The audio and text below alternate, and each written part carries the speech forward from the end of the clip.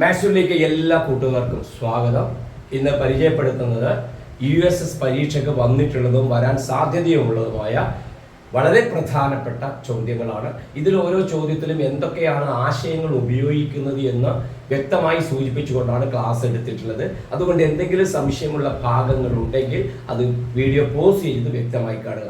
ഇവിടെ നിങ്ങൾക്ക് എല്ലാ ചോദ്യങ്ങളും ഒന്നിച്ച് തന്നെ കാണാൻ കഴിയുന്നുണ്ട്. അതുകൊണ്ട് നിങ്ങൾ വീഡിയോ പോസ് ചെയ്ത് ഓരോ ചോദ്യങ്ങളും നിങ്ങൾ ചെയ്ത് നോക്കുക. അപ്പോൾ എല്ലാ ചോദ്യങ്ങൾക്കുള്ള ആൻസർ നിങ്ങൾക്ക് അറിയാമെങ്കിൽ നിങ്ങൾ വീഡിയോ തുടർന്ന് കാണേണ്ടതില്ല. ഓക്കെ, ഇനി ഏതെങ്കിലും ഒരു ചോദ്യത്തിന്റെ ആൻസർ കിട്ടാത്തുണ്ടെങ്കിൽ വീഡിയോ തുടർന്ന് കണ്ട് കാര്യങ്ങൾ എങ്ങനെയാണ് എന്ന് വ്യക്തമായി മനസ്സിലാക്കുക. സമയം കളയാതെ നമുക്ക് ക്ലാസ്സിലേക്ക് പോകാം.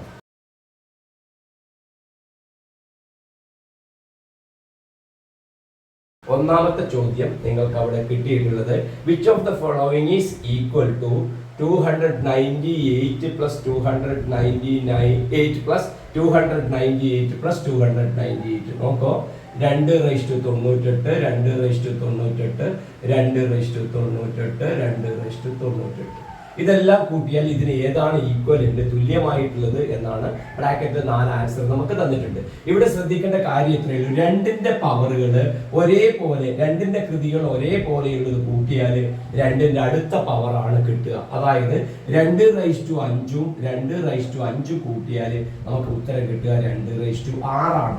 ഈ നിയമം ഒന്ന് കൃത്യം ഓർമ്മിച്ച് വെക്കുക. അപ്പൊ അങ്ങനെയാണെങ്കിൽ ഇത് രണ്ടും കൂടെ കൂട്ടുമ്പോൾ എത്ര കിട്ടും? 2/99. ഇത് രണ്ടും കൂടെ കൂട്ടുമ്പോൾ എത്ര കിട്ടും? 2/99. അപ്പൊ ഇത് രണ്ടും കൂടെ കൂട്ടുമ്പോൾ എത്ര കിട്ടും? 2/100. ഓക്കെ, ഐഡിയ മനസ്സിലായല്ലോ. ഇത് അറിയുന്ന കുട്ടിക്ക് മാത്രമേ ഇങ്ങനെയുള്ള ചോദ്യം ചെയ്യാൻ കഴിയുള്ളൂ. ഒരു 2 താഴെ ഒരേപോലെ 2 വരികയും അവയുടെ കൃതികൾ തുല്യമാവുകയും ചെയ്താൽ അവ കൂട്ടിയിട്ട് എഴുതാൻ പറ്റും. അല്ലാതെ 2/98 2/99 കൂട്ടാൻ കഴിയില്ല. ഓക്കെ, ഐഡിയ മനസ്സിലായല്ലോ.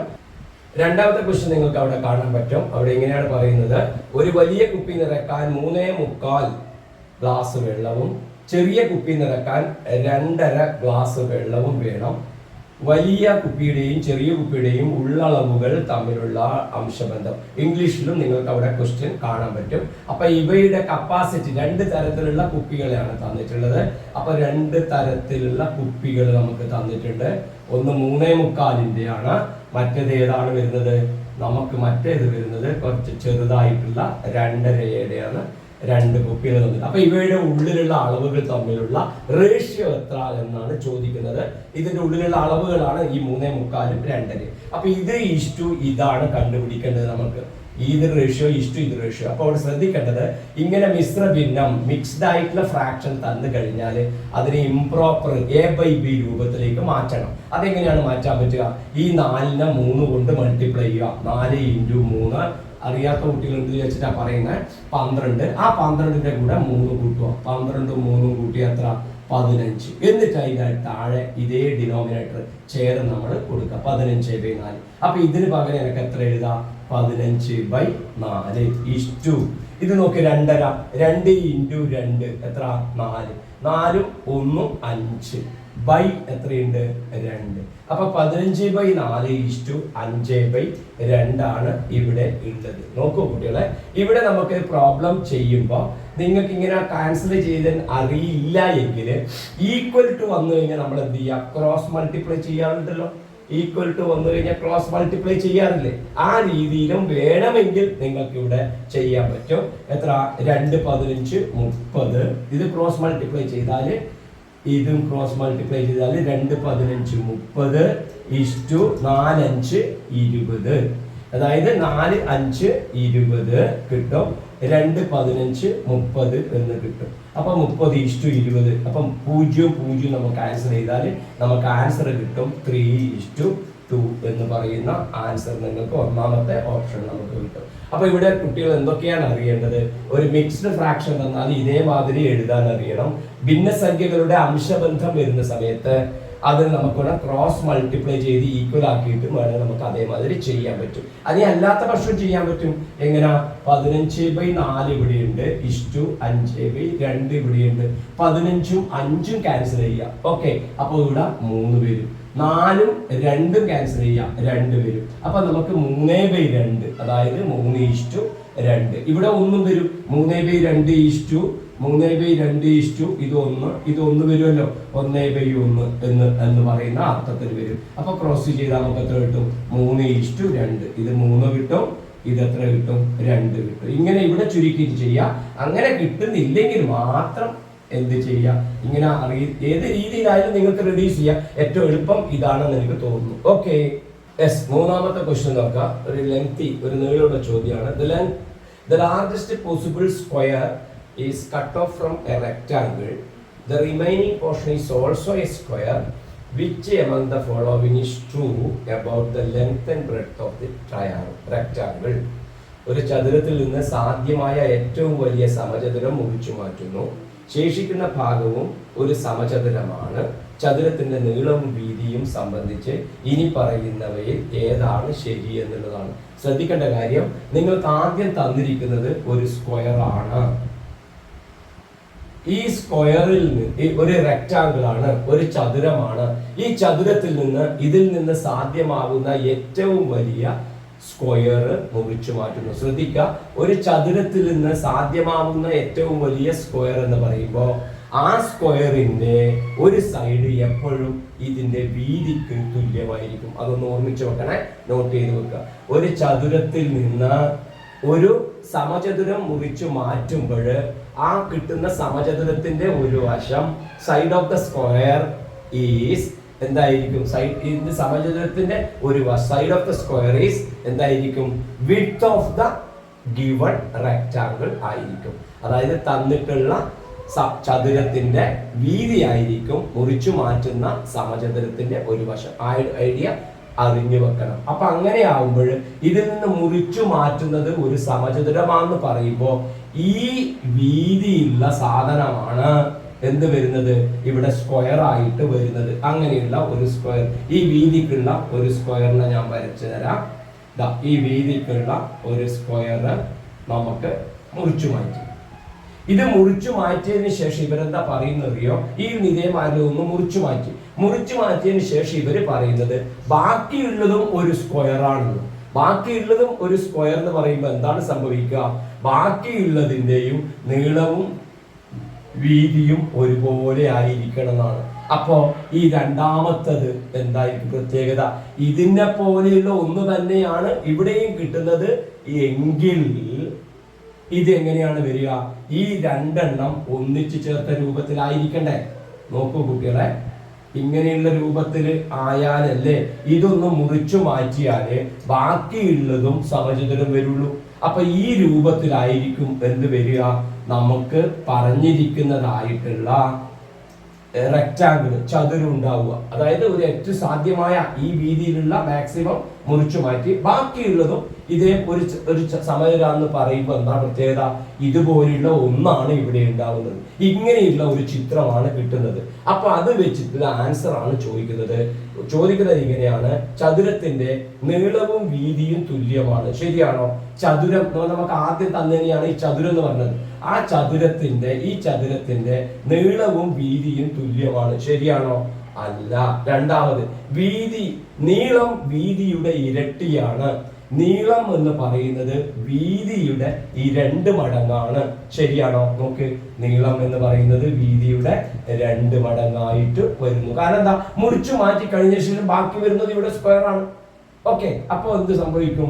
ഈ വീതി എന്തായിരിക്കും? 2 വരും. ഈ വീതി എന്നല്ലേ ഇവിടുന്ന് ഇവിടത്തേക്ക്, അത് 2 മടങ്ങായിട്ട് വരും. അതാണ് റീസണിങ്. കാര്യങ്ങൾ കൃത്യമായി മനസ്സിലാക്കിയാൽ ഈസി ആയിട്ട് ആൻസർ ചെയ്യാൻ പറ്റുന്നതാണ്. അപ്പൊ ഏതാണ് ഉത്തരം വരിക? രണ്ടാമത്തത്, നീളം വീതിയുടെ ഇരട്ടിയാണ്. Length is twice the breadth. അതാണ് അതിന്റെ answer. Length of the rectangle is twice the breadth. ബ്രെഡ്ത്തിന്റെ 2 മടങ്ങാണ് എന്നുള്ളത്. ഓക്കെ, നാലാമത്തെ ക്വസ്റ്റ്യൻ നിങ്ങൾക്ക് അവിടെ കാണാൻ കഴിയുന്നുണ്ട്. A tank is filled up to 40% of the capacity. When 300 liters of water is added, it became 50%. What is the capacity of the tank? അപ്പോൾ ഒരു tank അതിന്റെ ശേഷിയുടെ 40% വരെ നിറഞ്ഞിരിക്കുന്നു. ഒരു ടാങ്ക്, ഞാനൊരു ടാങ്ക് തൽക്കാലം ഞാനിവിടെ വരക്കാം. ഈ ടാങ്ക് അതിന്റെ കപ്പാസിറ്റിയുടെ ശേഷി കപ്പാസിറ്റി, ആ കപ്പാസിറ്റിയുടെ 40% നിറഞ്ഞിരിക്കുന്നു. അപ്പൊ നേരെ ഇവിടെ പകുതി ആയാലും ഇവിടെ 50%ആയി. അപ്പൊ അതിൽ നിന്ന് കുറച്ച് കുറവ്. അപ്പൊ ഇത്ര വരെ എന്ത് ചെയ്യുന്നുണ്ട്, അതിൽ വെള്ളം നിറച്ചിട്ടുണ്ട്. ഓക്കെ, ഇതിപ്പോ എത്ര പെർസെന്റേജ്? ഇത് 40%. ഇവിടുന്ന് ഇവിടം വരെ 40% നിറഞ്ഞിട്ടുണ്ട്. ഓക്കെ, അപ്പോ ഇനി എന്താ പറഞ്ഞത്, 300 ലിറ്റർ വെള്ളം അതിൽ ആഡ് ചെയ്താല് അത് 50% ആവും. അപ്പൊ 50% പറഞ്ഞാൽ ഇതിന്റെ നേരെ പകുതി വരുന്ന ദൂരം, അതായത് ഈ ദൂരം വരെ വരുമ്പം എത്ര പെർസെന്റേജ് ആയി? 50% ആയി. അപ്പൊ 50% വെള്ളം എത്തുമ്പോ ഇതിൽ നമ്മൾ എത്ര വെള്ളം ഒഴിക്കുന്നുണ്ട് നോക്കിയാൽ, ഈ ഒഴിക്കുന്ന വെള്ളം എത്ര വരുന്നുണ്ട്? അത് വരുന്നത് 300 ലിറ്റർ. 300 ലിറ്റർ വെള്ളം ഒഴിച്ചാല്, ഏത് വെള്ളം? ഒഴിക്കുന്ന വെള്ളം ഇത് ഞാൻ ഈ കുത്തര വരയിട്ടില്ല കാണിച്ചത്. അപ്പൊ അത് 300 ലിറ്റർ ഒഴിക്കുമ്പോൾ എത്രയായി? നേരത്തെ ഉണ്ടായ 40% 50%മായി. പ്രിയപ്പെട്ട കുട്ടികളെ, നിങ്ങൾക്ക് ഇങ്ങനെയുള്ള ഒരു ഐഡിയ കിട്ടിക്കഴിഞ്ഞാൽ ഇപ്പൊ ആൻസർ ആയിട്ടുണ്ടാവുമെന്ന് ഞാൻ കരുതുകയാണ്. അതായത് ഈ 300 ലിറ്റർ വെള്ളം ഈ പാത്രത്തിന്റെ എത്ര പെർസെന്റേജ് ആയിരിക്കും? അതായത് ഈ ഭാഗം അല്ലെ, ഈ ഭാഗം, അതായത് പാത്രത്തിന്റെ 10% ആയിരിക്കും 300 ലിറ്റർ വെള്ളം ഉണ്ടാവുക. മനസ്സിലായല്ലോ?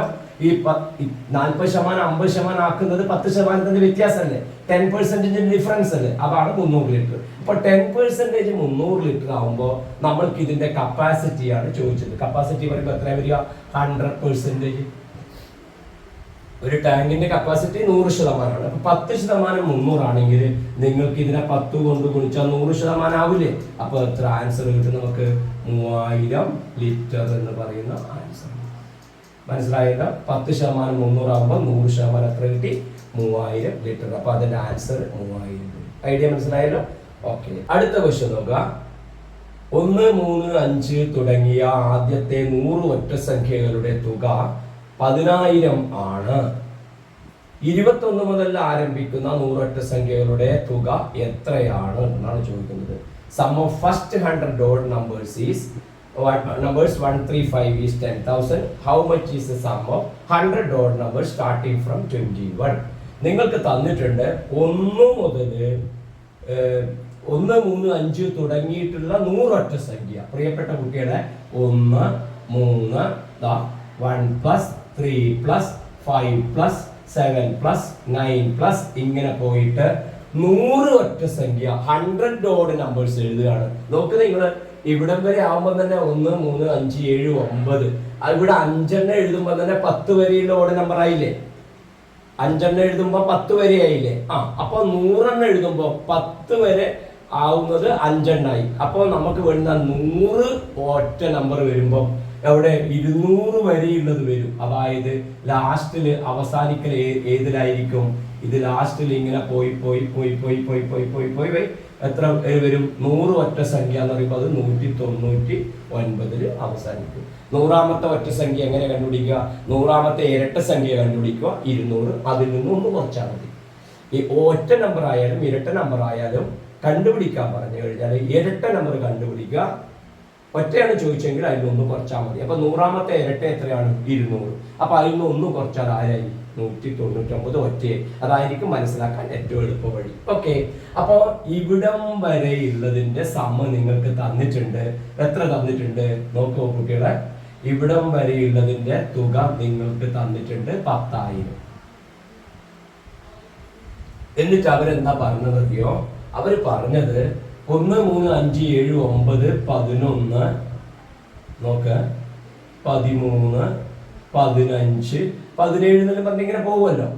പിന്നെ അവര് പറഞ്ഞത് എന്താ അറിയോ? അവർക്ക് വേണ്ടത് 11 മുതലുള്ള, ഒരു സെക്കൻഡ് ഞാനൊന്ന് ക്വസ്റ്റ്യൻ എടുക്കട്ടെ.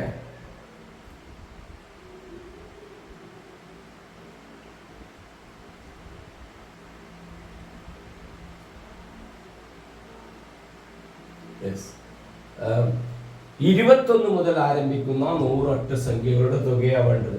21 മുതൽ ആരംഭിക്കുന്നത്. അപ്പൊ 13, 15 ഇങ്ങനെ പോകും.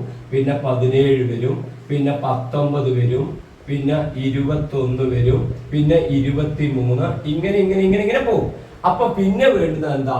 21 മുതല് വരുന്ന 100 എണ്ണത്തിന്റെയാണ് സമ്മ കണ്ടുപിടിക്കേണ്ടത്. 21 മുതലുള്ള 100 എണ്ണം 21 മുതലുള്ള 100 എണ്ണത്തിന്റെയാണ് നമ്മൾ കണ്ടുപിടിക്കേണ്ടത്. അത് നമുക്ക് എങ്ങനെ കണ്ടുപിടിക്കാൻ പറ്റും നിങ്ങൾ ആലോചിച്ചിട്ട് നോക്കുക. അപ്പൊ നമുക്ക് എത്ര വരെ വരും? 21 ഇവിടെ 10 ഒഴിവാക്കി 19 വരെയുള്ളത് അല്ലെ, 19 വരെയുള്ള 10 എണ്ണം ഒഴിവാക്കി, ഇത് 10 എണ്ണം ഒഴിവാക്കി. ഓക്കെ, അപ്പൊ 21 മുതലുള്ളതാണ് വേണ്ടത്. അപ്പൊ അത് 100 എണ്ണം വേണം. ഇത് എത്ര എണ്ണം ഉണ്ട്? ഇവിടുന്ന് ഇവിടത്തേക്ക് 100 എണ്ണം ഉണ്ട്, 100 എണ്ണം ഉണ്ട്, ഇവിടത്തേക്ക് 100 എണ്ണം ഉണ്ട്. അപ്പൊ ഇനിയും വേണം. ഇത് ഇത്ര പോരാ ഒഴിവാക്കിയെങ്കിലും എവിടെ വരെയാ ഒഴിവാക്കി നോക്കിയാൽ 1 മുതൽ 19 വരെയുള്ളത് ഒഴിവാക്കിയാല് ഈ 10 ഇത് 1 മുതൽ 19 വരെ പറഞ്ഞാൽ 10 എണ്ണം ഒഴിവാക്കി. 10 എണ്ണം ഒഴിവാക്കിയിട്ട് ആ 10 എണ്ണം ഈ ഒഴിവാക്കിയത് പോലുള്ള 10 എണ്ണം അപ്പുറം ലാസ്റ്റിൽ കൂട്ടണം അല്ലെ. അപ്പൊ ഏതൊക്കെയാണ് കൂട്ടേണ്ടി വരിക? 199 ശേഷം 201, 203 ഇങ്ങനെ പോയി ഇനി ഇങ്ങോട്ട് എഴുതി കാണാത്തോണ്ട് ഞാൻ ഇവിടെ എഴുതാം. 205, 207 ഇങ്ങനെ പോയി 219 വരെ വരും. 219 വരെ വരും. അപ്പൊ 219 വരെ ആവുമ്പോ നമുക്ക് എത്രണ്ണായി? നമുക്ക് ഇവിടുന്ന് ഇവിടത്തേക്ക് 100 എണ്ണായി, ഇവിടുന്ന് ഇവിടത്തേക്ക് 100 എണ്ണായി. ഇനി ചോദിക്കുന്നത് ഇവിടുന്ന് ഇവിടത്തേക്കുള്ള സമ്മ് എത്ര ആണെന്നാണ് ചോദിക്കുന്നത്. നമ്മൾക്ക് ഇവിടെ 10,000 തന്നിട്ടുണ്ട്. നോക്കൂ കുട്ടികളെ, രണ്ടാമത്തെ സമ്മില് നമുക്ക് ആരെ വേണ്ട? ഞാൻ ഈ വരയിട്ട ഈ സാധനത്തിന് വേണ്ട നമുക്ക്. അതിന് ഞാനൊരു ബോക്സ് ഇട്ട് ചെയ്യാം. ഓക്കെ, ഇതിന്റെ ബോക്സ് ഇതിന് നമുക്കിനി വേണ്ട. പക്ഷെ അധികം എത്ര വരുന്നുണ്ട് അതിന് കണക്കായിട്ട്?